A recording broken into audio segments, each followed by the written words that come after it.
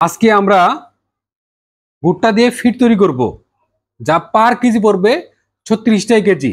আর বর্তমান যে বাজারে ফিড আছে 60 টাকা কেজি। কারণ 60 টাকা কেজি ফিড খাওয়ানো খামারের জন্য অনেক কষ্ট।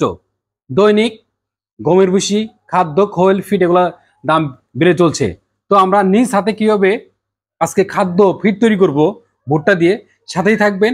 পার কেজি মনে রাখবেন 36 থেকে 37 টাকা কেজি পড়বে। আমরা আজকে হিসাব দেখাবো, 100 কেজি খাদ্যের হিসাব দেখাবো।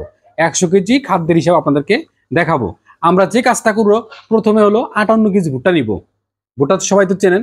58 কেজি ভুট্টা নিব এবং 58 কেজি ভুট্টাটা অবশ্যই একদম মিক্স ভাঙাইতে হবে, একদম পাউডার করতে হবে।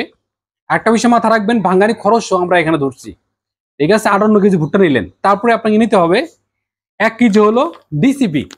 1 কেজি ডিসিপি নিতে হবে, 1 কেজি ডিসিপি নেবেন এখানে। তারপর হচ্ছে আপনার মাল্টিভিটামিন।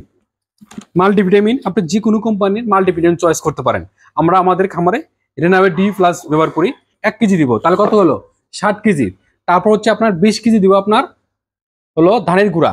যদি 15 টাকা কেজি হয় তাহলে 20 কেজি ধানের গুঁড়োর দাম হলো 300 টাকা। আর এখানে আপনার 58 কেজি ভুট্টার দাম হলো 1800 টাকা। তাহলে 1800 আর 300 কত হলো 2100 টাকা। তারপরে আমরা দিব 10 কেজি হলো খৈল।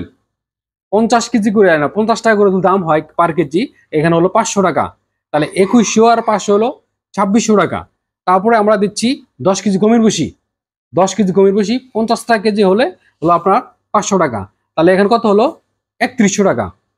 তাহলে আমাদের দাম হচ্ছে 3100 টাকা পড়লো 100 কেজি খাদ্যের দাম। ঠিক আছে। তারপর হচ্ছে এখানে তার সাথে অ্যাড হবে আপনার মাল্টিভিটামিন এবং ডিসিপি। ডিসিপিটা হলো 130 টাকা আর এখানে হলো 380 টাকা। ধরেন এখানে 150 আর হলো 350, 500 টাকা। ধরেন এখানে হলো 3100 আর 500 3600 টাকা পড়ে গেল।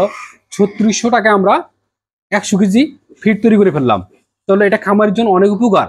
দেখেন, যদি 100 কেজি খাদ্য ভাগ দেই তাহলে পার কেজিতে পড়তেছে 36 থেকে 37 টাকা কেজি। আর বাজারে যে ফিডটা আছে এটা নির্ধারিত 60 টাকা কেজি। তো এটার চেয়ে কোনো অংশে খারাপ হবে না আমি মনে করি।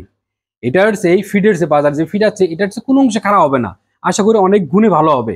ঠিক আছে। যখন একটা ফিড তৈরি করা হয় এখানে অনেক খরচ থাকে। এটা কোম্পানি খরচ থাকে, একটা মার্কেটিং অফিসারের খরচ থাকে, ঠিক আছে, একটা গাড়ি খরচ থাকে, ওই মেলের ফ্যাক্টরি খরচ থাকে, ওখানে ম্যানেজার থাকে, সব মিলে এখানে একটা ব্যবসা সবার আছে এখানে। তো আমরা কি করবো, এটা না করে আমরা যদি ফিড বানিয়ে খাওয়াই, ঠিক আছে, আমি কোনো কোম্পানিকে এখানে ইগনোর করতেছি না। তো আমরা চেষ্টা করব ক্ষুদ্র খামারি, ছোট খামারি যারা আছে অবশ্যই আমরা ফিড বানিয়ে খাওয়াবো আজকে থেকে। এবং আপনার গরু আপনি নিজে যত্ন নেবেন। সুস্থ রাখতে খাদ্যের বিকল্প কিছু নাই, সুস্থ রাখতে খাদ্যের বিকল্প কিছু নাই।